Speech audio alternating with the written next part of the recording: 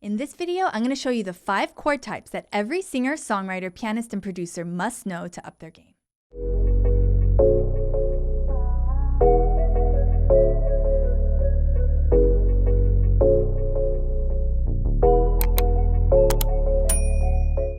Hey guys, welcome back to my channel, or welcome if it's your first time here.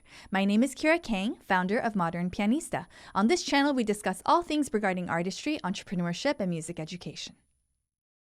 Chord vocabulary is something that you're going to be working on for the rest of your music career. This is actually a great thing because it means you have so many options. When you're trying to paint a red rose and you don't know that the color red exists, or you don't know that it's called red, how are you supposed to paint it? The same idea applies to music. If you don't know that certain sounds exist, if you don't know what they're called, and if you don't know how to create that sound, how are you supposed to create a sonic masterpiece? So you want to start with chord vocabulary, and the best way to start is in the key of C major because it's the easiest key signature. So when you understand the chord types or the chord qualities that exist, then you can start learning to recognize the way it sounds. And when you hear it in a different key signature, you're like, oh, that's a dominant chord. Oh, that's a minor 7 flat 5 chord, or that's a diminished chord. You start understanding the way it sounds. Now, when you understand the way it sounds and you know what it's called and you can actually play it, that's when you are now getting prepared to be able to apply it to your own music. We're going to get to that in future videos. I'm going to show you what the 5 chord types are first, teach you how to get your ear used to hearing it, which would be just, practicing the inversions and getting diligent with that. And then we'll take it from there. So you've seen C major 7 before if you've seen some of my previous tutorials. If you haven't, then it's C, E, G, B, using every finger but finger 4, C, E, G, B on fingers 1, 2, 3, 5. Now to get to your dominant 7th chord, you're just going to lower your 7th scale degree a half step, which turns it into B flat. C, E, G, B flat. Now that's called your dominant 7th. Let's lower our 3rd to E flat, which will turn it into a C minor 7th chord. And then we're going to lower again for our half diminished chord, or it's also called minor 7 flat 5. They're both the same thing. You'll hear, tomato, tomato, half diminished, minor 7 flat 5. So we have C, E flat, G flat, B flat. And then our last chord is diminished, which is going to be another half step down on the pinky. It looks like the note A, but it's actually B double flat. So C, E flat, G flat, B double flat.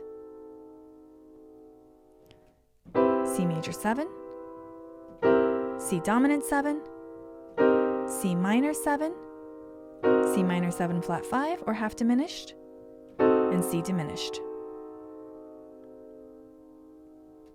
So let's work on these inversions so you can start identifying the way it sounds. Now, a diminished chord is going to sound diminished no matter what key signature you play it in if you start recognizing the quality of a diminished chord. So that's why I teach it in the key of C. I want you to recognize the diminished quality. That way, when you start learning it in other key signatures, it's not as overwhelming.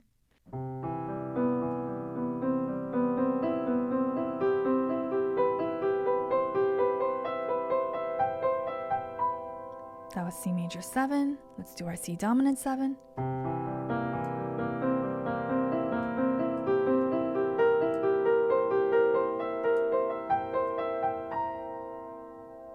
C minor 7.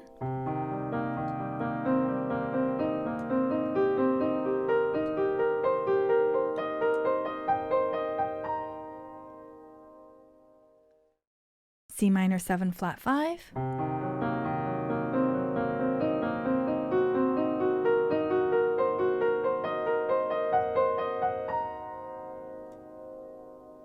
C diminished 7th.